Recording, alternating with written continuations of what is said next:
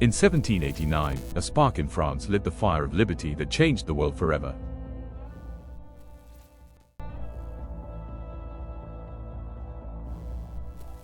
France in the late 1780s stood as a powerful kingdom, yet beneath the splendor of Versailles, hunger and inequality simmered among peasants and workers. The third estate, peasants, laborers, and the middle class, carried the nation's taxes while the clergy and nobility lived exempt, fueling resentment. Years of costly wars and royal extravagance plunged France into debt, forcing King Louis XVI to call the Estates General for the first time in 175 years. In May 1789, delegates from 3 estates assembled, but disputes over voting revealed the deep fracture between privilege and the people. Locked out of their hall, delegates gathered in a tennis court on June 20th, swearing an oath never to disband until a constitution was written.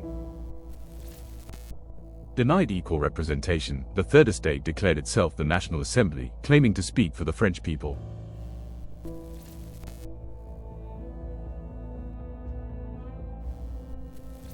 Whispers of royal plots spread through Paris, and common citizens armed themselves to defend their new assembly.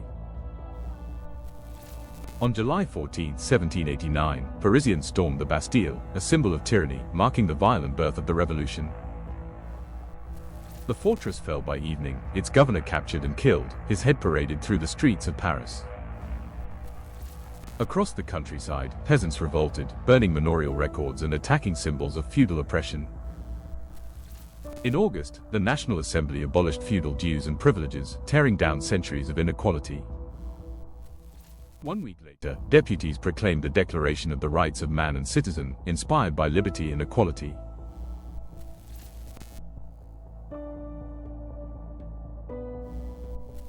In October 1789, thousands of women marched to Versailles, demanding bread and forcing the royal family back to Paris. Escorted by revolutionaries, Louis XVI and Marie Antoinette were taken from Versailles to Paris as virtual prisoners of the people. The National Assembly seized church lands, undermining the clergy's power and fueling tensions with devout Catholics. In 1791, a new constitution established a constitutional monarchy, but the king's loyalty remained in doubt. In June 1791, the royal family attempted escape, but they were captured in Varennes and brought back in disgrace. When citizens gathered to demand the king's removal, troops fired on the crowd, killing dozens and deepening division.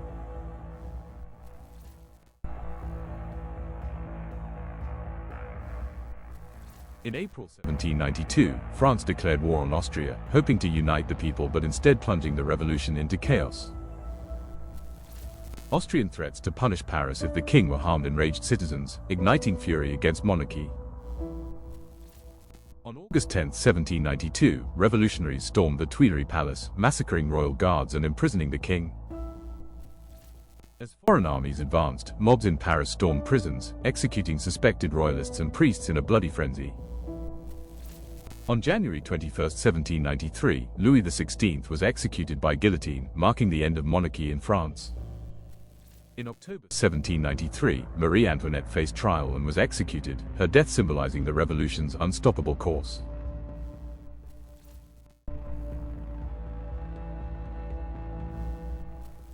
Maximilien Robespierre rose as the voice of the radical Jacobins, calling for virtue, equality, and ruthless measures against enemies of the revolution. A committee of public safety assumed near-dictatorial power, determined to defend the revolution at any cost. Special courts condemned thousands, often with little evidence, as the guillotine became a daily spectacle in Paris.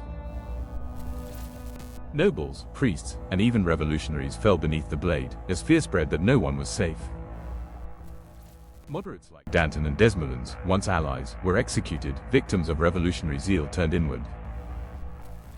Robespierre introduced a new civic religion, leading ceremonies exalting reason and virtue, yet unsettling many.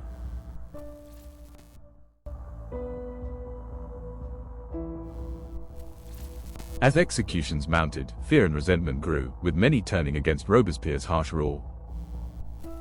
In July 1794, Robespierre denounced traitors but refused to name them, leaving allies terrified for their own safety. On July 27, 1794, Robespierre and his allies were arrested, marking the dramatic fall of the Terror's architect. Robespierre himself was executed by guillotine, cheered by crowds who had once idolized him. After Robespierre's fall, the Thermidorians dismantled the Terror, freeing prisoners and curbing radical power. Paris breathed cautiously, scarred by violence but yearning for stability after years of bloodshed.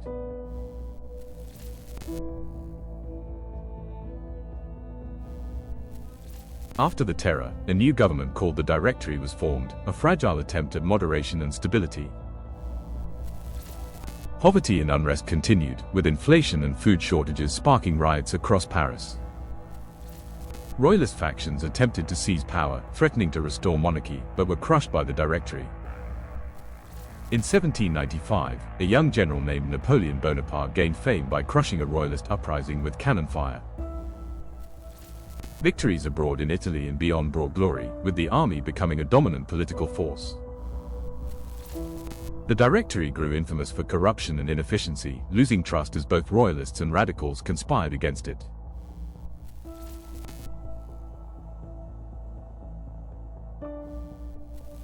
Napoleon returned from his Egyptian campaign in 1799, welcomed as a savior by a weary nation.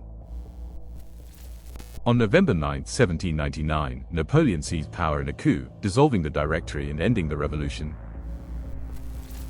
Napoleon established the consulate, concentrating power in his own hands while promising stability and reform.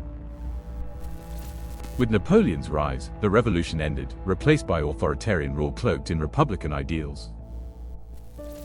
Though bloodied, the revolution destroyed feudal privilege and spread ideals of equality and citizenship across Europe. The principles of liberty and popular sovereignty inspired future revolutions, far beyond France.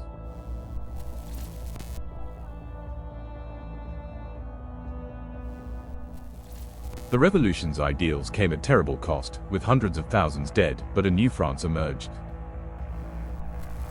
From 1789 to 1799, the French Revolution transformed the world, its flame of liberty burning into modern history. The revolution ended, but its ideals of liberty, equality, and fraternity live on.